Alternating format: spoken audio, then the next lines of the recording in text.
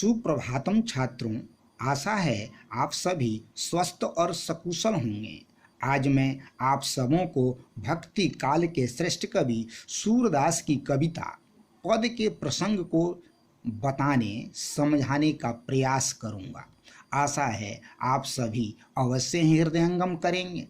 प्रस्तुत कविता प्रतीकात्मक है, जिसमें श्री कृष्ण परमात्मा एवं प्रेम के प्रतीक, गोपियाँ आत्मा एवं प्रियतमा के प्रतीक, उद्धव ज्ञान के प्रतीक, भ्रमर उद्धव का प्रतीक और गोपियों का प्रेम सगुण ब्रह्म श्री कृष्ण के प्रति भक्ति का प्रतीक है।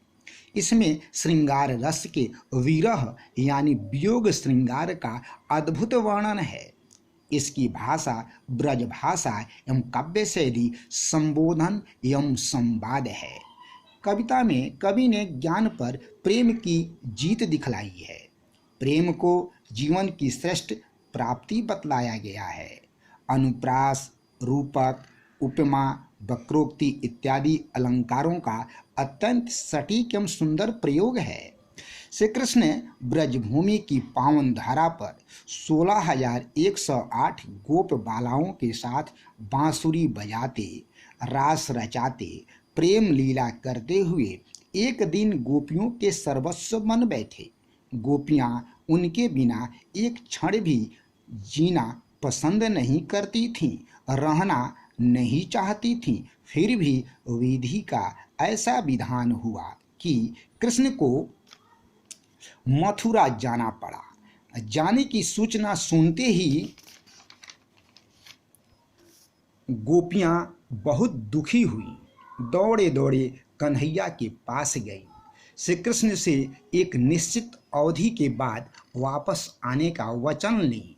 तत्पश्चात गोपियाँ उदास मना होकर एक एक क्षण एक वर्ष की तरह बिताने लगी। उन्हें श्री कृष्ण प्रेम का बुखार ऐसे लगा कि वे अपना सूझबूझ खो गईं। रात दिन मथुरा की ओर निहारती रहीं। उनके दिन की चैन और रात की आंखों की नींद उड़ गई। उधर से कृष्ण अपने राज कार्य को सदा गोपियों को दिए गए वचन को याद करते हुए वापस आने का प्रयास करने लगे। किंतु निर्गुण ब्रह्म के उपासक, ज्ञान के प्रतीक उद्धव, जो कन्हैया के अनन्य सखा थे, उन्हें ब्रजभूमि आने देना नहीं चाहते थे। उद्धव के शब्दों में प्रेम छल प्रपंच, धोखा एवं छलावा था। वे ज्ञान को प्रेम से श्रेष्ठ समझते थे। उन्हें अपने ज्ञान पर बहुत घमंड था।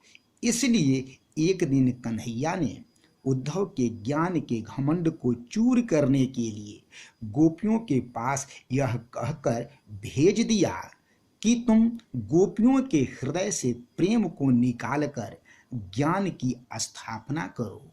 उन्हें यह समझाओ कि वे प्रेम करना छोड़ दें, ज्ञानी बन जाएं, योगिन बन जाएं, हमें भूल जाएं, सदैव ज्ञान को ही याद रखें।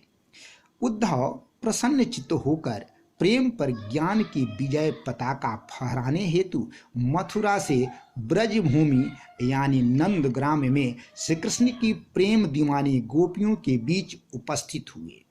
इसी समय यहाँ एक भंवरा गुनगुनाते हुए आया। उद्धव गोपियों को भरपूर समझाए, मनाए, किंतु गोपियाँ मानी नहीं और भंवरे को लक्ष्य करके उद्धव पर व्यंग्य एवं कटु वचन करने लगी। इस कविता के प्रथम पद का प्रारंभ उद्धव पर गोपियों के व्यंग बाण से ही हुआ है। अब हम पद का पंक्ति से अध्ययन अगली कक्षा में करेंगे। तब तक जय हिंद, जय हिंदी।